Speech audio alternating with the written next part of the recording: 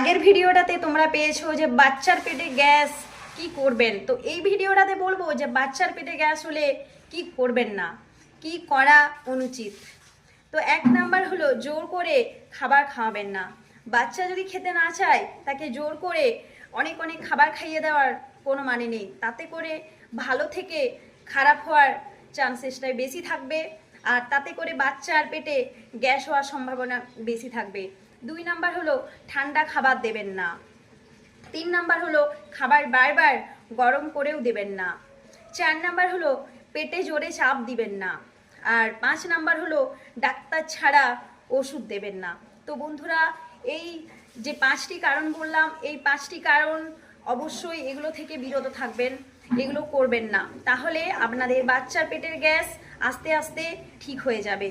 তো বন্ধুরা, যদি ভিডিওটা কিছু উপকারে আসে তো অবশ্যই কমেন্ট করে জানাবেন ভিডিওটা কেমন লাগলো। বন্ধুরা, আজকের মতো এই ভিডিওটা